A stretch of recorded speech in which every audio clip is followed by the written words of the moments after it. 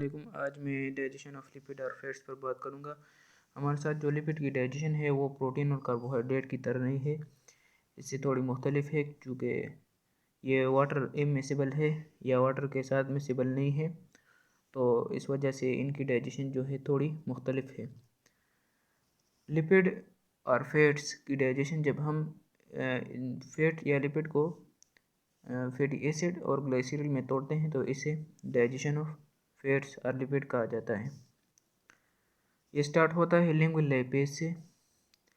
हमारे साथ लिंगुअल लैपेज जो है वो मुंह में होता है, लेकिन ये काम नहीं कर सकता मुंह में, क्योंकि हमारे मुंह का पीएच जो है, हमारे मुंह में जो पीएच है वो एसिडिक नहीं है, तो ये एसिडिक इन्वायरमेंट में काम करता है। ये लिंगुअल लैपेज जो है ये एसिडिक इन्वायरमेंट में काम करता है। जब ये लिंगुअल लैपेज स्टमक में आ जाता है, जब हम खाना खाते हैं तो उससे बोलस बनता है मुंह में और इसमें लिंगुअल लैपेज शामिल हो जाता है। लिंगुअल लैपेज जब हमारे साथ बोलस के साथ मिलकर स्टमक में आता है तो स्टमक में ये काम करना शुरू कर देता है, और फिर जब एसिडिटी ज़्यादा हो जाती है बोलस की तो काम करना छोड़ देता है। गैस्ट्रिक लैपेज जो है ये भी बहुत बड़ा काम करता है, लेकिन ये चूँकि वीक है तो ज़्यादा काम नहीं कर सकता, वीक लैपेज है। तो हमारे साथ जो लिंगुअल लैपेज है, लिंगुअल लैपेज जो है ट्राइग्लाइसराइड हमारे साथ फैट ट्राइग्लाइसराइड के फॉर्म में होते हैं, तो ट्राइग्लाइसराइड को डाइग्लाइसराइड में कन्वर्ट करते हैं, और गैस्ट्रिक लैपेज जो है वो डाइग्लाइसराइड एंड ट्राइग्लाइसराइड को मोनोग्लाइसराइड और फैटी एसिड में तोड़ते हैं।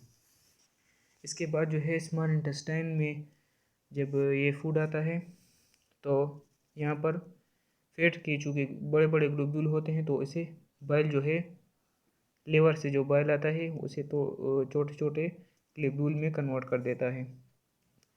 फिर लैपेज इस पर आसानी से काम कर सकता है।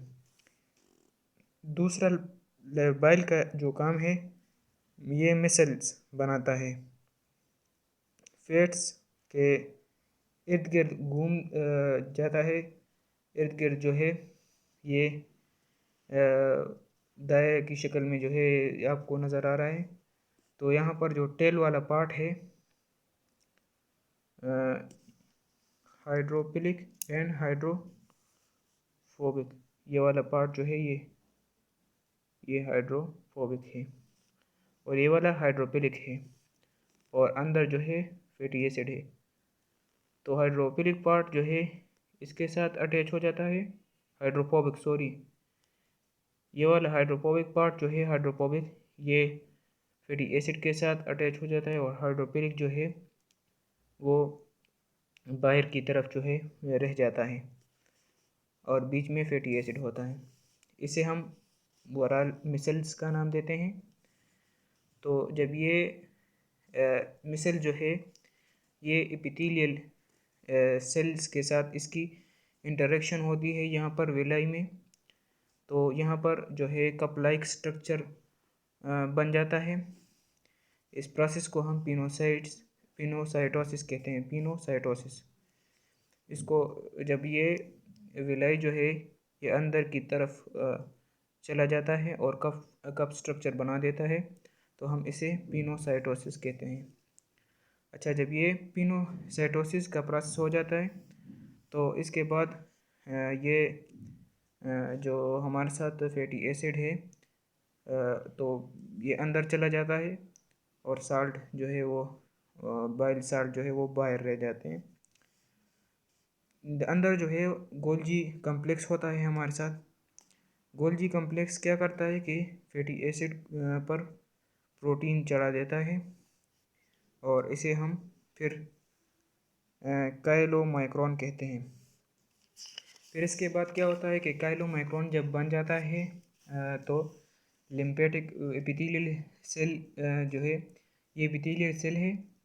यहाँ पर फैटी एसिड आपको ये दिखाई दे रहा है कि फैटी एसिड है, तो ये काइलोमाइक्रोन जो है इससे काइलोमाइक्रोन जो है बन गया है, प्रोटीन इसके साथ अटैच हो गया है और काइलोमाइक्रोन इससे बन गया है। ये काइलोमाइक्रोन लिम्फेटिक वेसल में जाती है और यहाँ से फिर ब्लड में शामिल हो जाती है। तो उम्मीद है कि आपको वीडियो समझ आ गई होगी। Thanks for watching.